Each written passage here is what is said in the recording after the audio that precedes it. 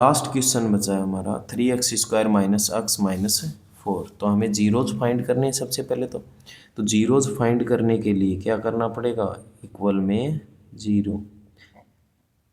Zeros का meaning क्या है कि x की ऐसी वैल्यू जिसके लिए इसकी वैल्यू क्या है, जीरो आए, तो इसकी वैल्यू जीरो करनी है। अब हमें देखना कि x की कौन सी वैल्यू होंगी जिसके लिए ये जीरो हो जाएगा। तो हमें सबसे पहले तो क्या करना है, इसके फैक्टर करने पड़ेंगे। टर्म कितने, 3 टर्म्स हैं, तो फैक्टर करेंगे तो देखो मैंने आपको बताया था -1 एक्स का कोफिशिएंट लिखेंगे इक्वल प्लस, इनको मल्टीप्लाई करना है तो ये माइनस का ये प्लस का, तो माइनस का 4 को 3 से करेंगे तो 12, ये मल्टीप्लाई हो गया। अब देखो ऐसे नंबर बताने जिनको ऐड करने पे आपको -1 आए, मल्टीप्लाई करने पे -12, तो -4 और 3 ऐड करोगे -1, -4 को 3 से मल्टीप्लाई करोगे तो -12 आएगा। अब देखो ध्यान से, फर्स्ट टर्म आपको सेम 3x², इसमें ये पुट करना है -4x प्लस 3x, और ये जो लास्ट टर्म है वो भी सेम इक्वल 0। अब देखो दोनों में ये सेम टेबल में नहीं आते 3 और 4, है ना, तो x ही है इसमें कॉमन, तो यहाँ पे हमारे पास x कॉमन ले लिया तो 3x माइनस यहाँ से 4 बचेगा। इन दोनों प्लस का 3x है, प्लस का 3x, तो +1 कॉमन आएगा, 3x माइनस 4 इक्वल 0।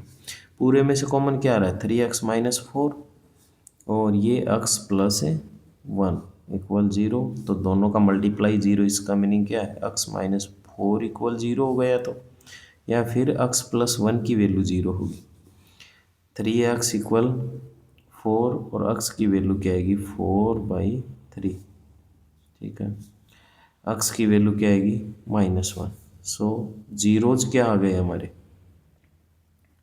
जीरोज आ गए, देखो एक तो अल्फ़ा आ गया, अल्फ़ा से डिनोट करते हैं 4/3, और बीटा की वैल्यू क्या आ गई -1। इतना आ गया समझ में। अब देखो आगे क्या करना है, अब हमें इनको वेरीफाई भी करना है रिलेशन को, है ना, जीरोज और इनके जो कोफिशिएंट हैं उनके बीच में रिलेशन को वेरीफाई करना है। तो वेरीफाई करने के लिए देखो क्या करेंगे, सबसे पहले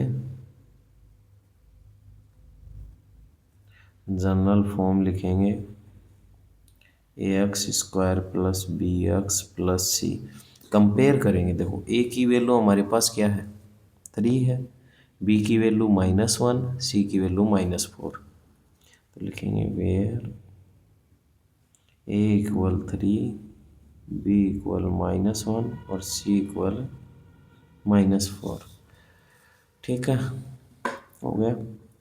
अब क्या था रिलेशन, अल्फ़ा प्लस बीटा किसके इक्वल होना चाहिए, -b/a। वेरीफाई करेंगे अल्फ़ा प्लस बीटा, वैल्यू ये रही, तो 4/3 -1 इक्वल आना चाहिए -b की वैल्यू क्या है -1 है, ये माइनस पहले से, b की वैल्यू -1 अपॉन a की वैल्यू 3, देखो 1 लिख सकते हैं, एलसीएम लेंगे तो क्या आएगा 3 1 जा 3, 4 को 1 से करेंगे क्रॉस मल्टीप्लाई 4 -3 को 1 से, ये देखो माइनस माइनस प्लस का 1/3, और ये भी 4 में से 3 माइनस करोगे तो 1/3 इक्वल हो गया, ये हो गया। अब दूसरा करते हैं, देखो दूसरा करेंगे तो अल्फ़ा इंटू बीटा